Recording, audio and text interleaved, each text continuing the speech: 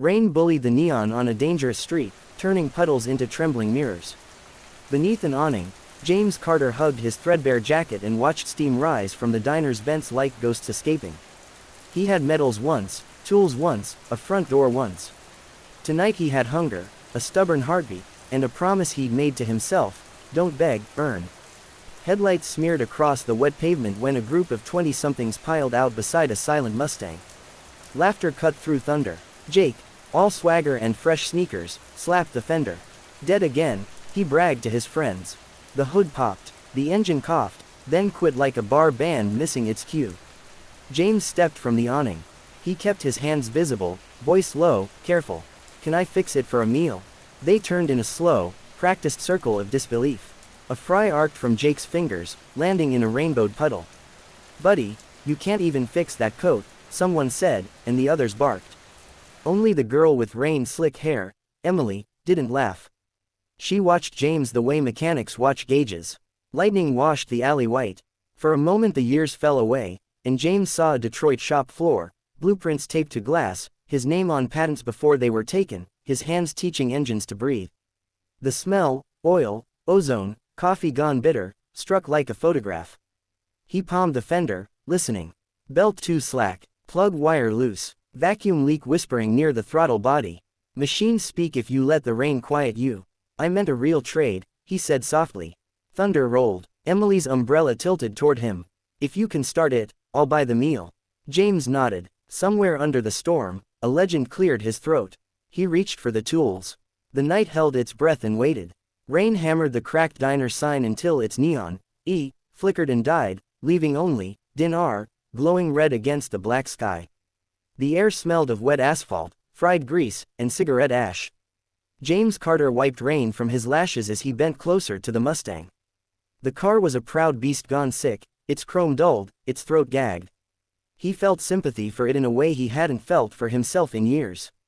Look at him, Jake sneered, arms crossed, sneakers spotless despite the puddles.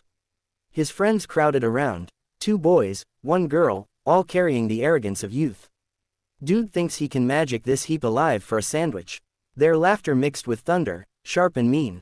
James ignored them, hunger gnawed, but focus steadied him. He pressed fingers to the warm block, eyes narrowing. The rhythm was wrong, an arrhythmic cough, hesitation in spark. He muttered diagnostics under his breath like prayer. Emily, still holding her umbrella, stepped closer. What are you looking for? James glanced at her, startled by the sincerity in her tone.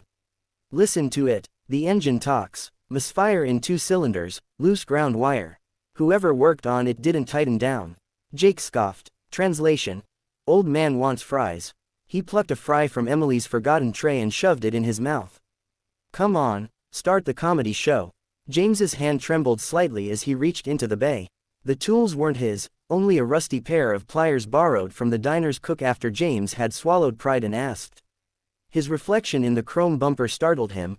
Gaunt cheeks, gray beard gone feral, eyes sunken but burning.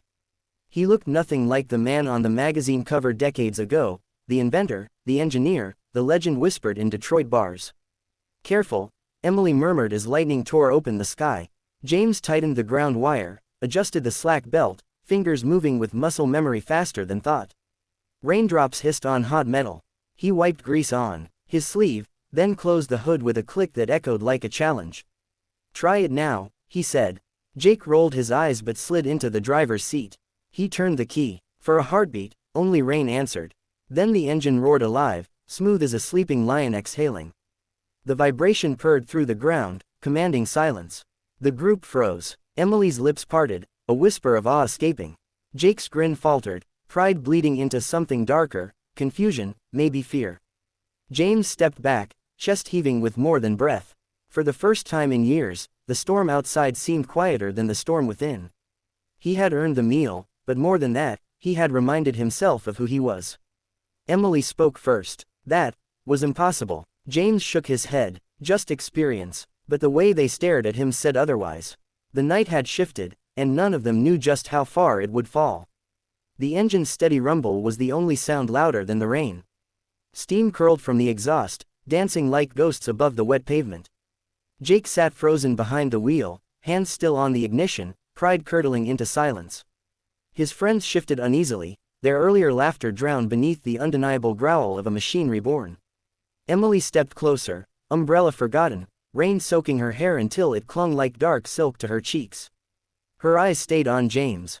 "Who are you?" she whispered, almost to herself. James exhaled, breath fogging in the cold. "Nobody," he muttered, "just hungry." But the lie was thin. It cracked like glass under Emily's gaze. She had seen confidence in the way his hands moved, precision in every touch. This wasn't luck or guesswork, it was mastery.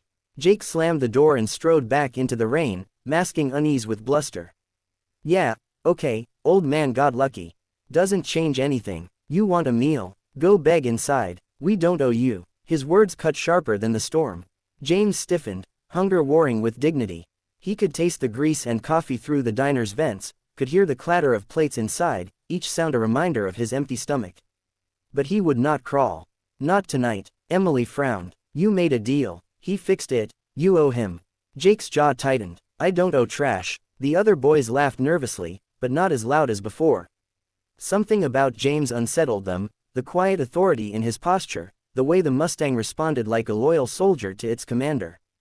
James turned away, heart heavy, ready to disappear back into the shadows where forgotten men belonged. But Emily's voice stopped him. "Wait." She rummaged through her purse, pulling out a crumpled 20. Her hands shook as she pressed it into James's palm. "At least let me pay you." The bill felt heavier than paper. He hadn't held more than loose change in weeks. For a moment, shame burned hotter than hunger. Accepting it meant admitting how far he had fallen. But when he looked into her eyes, he saw no pity, only respect. "Thank you," he whispered, voice rough. Thunder boomed, shaking the street. Jake cursed, grabbing his friends. "Forget this. Let's go. He's just some washed-up bum." They piled back into the Mustang, tires hissing as they sped off into the storm. The street grew quiet again, save for rain and the hum of the neon dinar sign. Emily stood awkwardly, watching James fold the bill with trembling hands. "Why'd you really help?" she asked softly. James hesitated. His stomach growled, betraying him, but his eyes lifted to the storm. "Because machines deserve better than to be mocked. Same as people." For the first time that night, Emily smiled. It was small, but warm against the cold rain. Something in James shifted. Hope, fragile but alive. Neither noticed the shadow watching from the diner window, eyes narrowing with recognition. Inside the diner, fluorescent lights hummed against the storm. Grease hissed on the griddle, mingling with the scent of burnt coffee. At the corner booth, a man named Richard Sloane nursed a half-empty cup, his tailored coat draped across cracked vinyl. He had been staring through the rain-streaked window long before the Mustang sputtered to life, and when it roared under James's hands, Richard's blood ran cold. He knew that touch. He knew that face. Outside, James leaned against the awning, clutching Emily's 20 as if it were both lifeline and curse. Rainwater traced rivers down his face, making it hard to tell where the storm ended and his weariness began.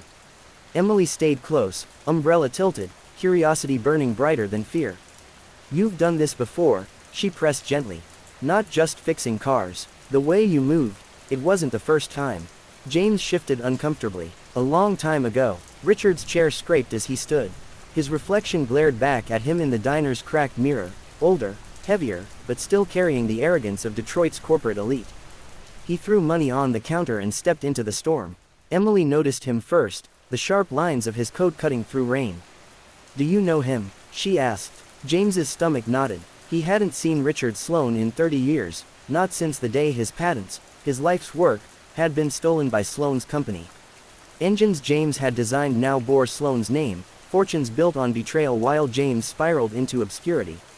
Richard's smirk was colder than the rain. "Well, if it isn't James Carter." His voice carried over the storm, polished and poisonous. "Didn't think I'd ever see you crawling out of the gutter." Emily glanced between them, stunned. "You know him." James's jaw clenched. "Too well." Richard circled, eyes gleaming. "You all remember Carter, don't you? The so-called genius who thought he could revolutionize the automobile industry. Poured his soul into blueprints, designs, engines, only to gamble them away in court because he didn't understand business." "That's not what happened," James growled, voice low. Emily's brows knit. "What did happen?" Richard chuckled, cruel and smooth. "What happens to dreamers, little girl? Men like me take what's useful and leave the rest to rot. And judging by the looks of him, rot is all that's left." James's fists tightened around the 20 until it crumpled. He could taste iron at the back of his throat, not from blood but from rage, old, buried rage clawing its way up. The storm outside echoed the storm within, lightning splitting the sky as though the heavens themselves remembered the injustice.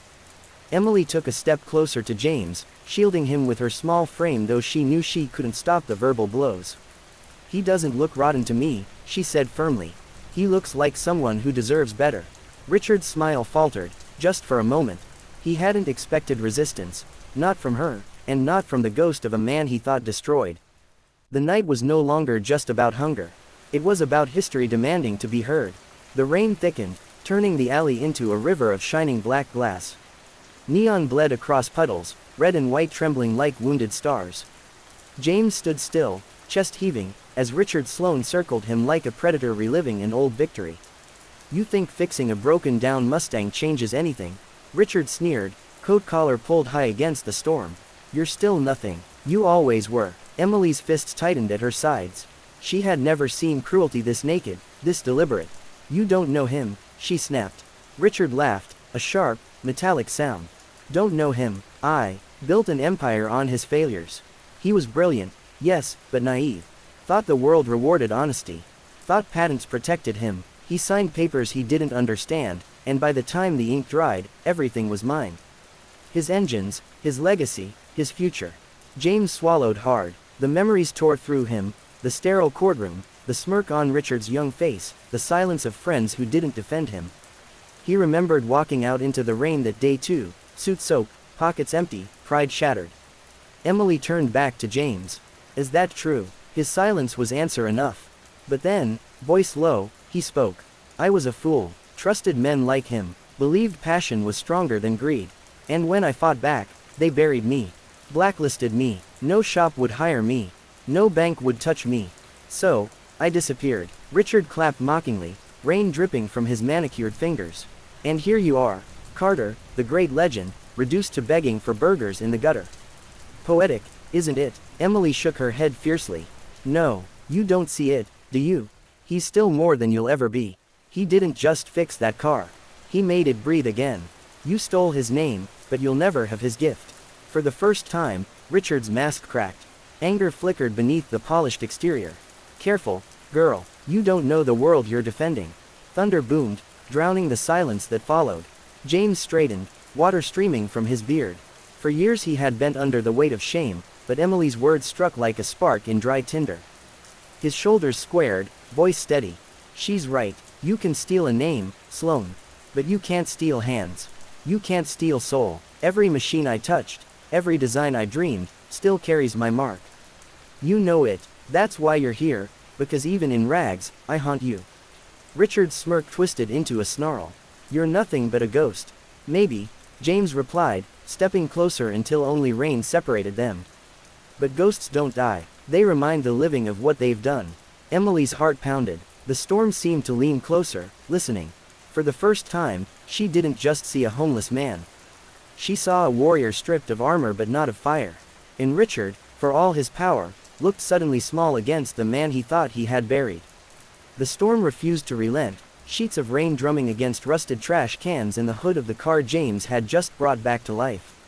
Lightning flared, carving Richard Sloane's face in harsh relief, anger tightening every line. Emily's breath came in shaky bursts, fear and awe warring inside her. James, however, stood steady. Years of silence, of swallowing defeat, were unraveling under the weight of truth. "You took everything," he said, voice quiet but cutting through the rain. "But you couldn't take this." He tapped his chest, then lifted his calloused hands. "The craft, the love, the fire." Richard scoffed. "What good is fire when you've been forgotten?" Emily stepped forward, voice trembling yet unyielding. "Forgotten by men like you. Not by history, not by anyone who values heart." She pointed toward the Mustang, engine humming low and steady against the night. "That car isn't just running, it's alive. And he did it in the rain, with nothing but bare hands and memory. Tell me, could you?" Richard's lips parted, but no words came. He glanced at the Mustang, the glow of its headlights piercing the storm, and for a fleeting instant his composure slipped. James took that silence as victory. He moved closer, until he and Richard were only inches apart. "You built an empire on lies. But deep down, you've always known you're a thief, not a creator. That's why you came here tonight. Not to mock me, but to see if the fire still burns. Lightning cracked, thunder rolling across the empty street. You wanted proof, James whispered. Now you have it. Richard's jaw tightened, rage barely contained. He turned sharply, muttering curses drowned by the storm, and disappeared into the shadows. His polished shoes splashed through puddles until even the sound of him was gone. Emily exhaled, her entire body trembling. He's gone. James let out a long, heavy sigh. For now, men like him don't disappear. But tonight, he knows the truth. The two stood in silence, broken only by the Mustang's steady rumble. Emily's eyes softened as she studied him, not as the broken figure she had first pitied, but as a man who had endured storms most couldn't imagine. You're not who I thought you were, she said gently. James gave a weary smile. No, but I am who I've always been. His gaze lifted toward the rain-smeared sky. And maybe that's enough. Emily reached out, placing a hand on his arm. It's more than enough. The Mustang's headlights cut through the downpour, painting the street in gold. For the first time in years, James Carter didn't feel invisible. He wasn't just a ghost in the rain anymore. He was a man who had reclaimed his voice.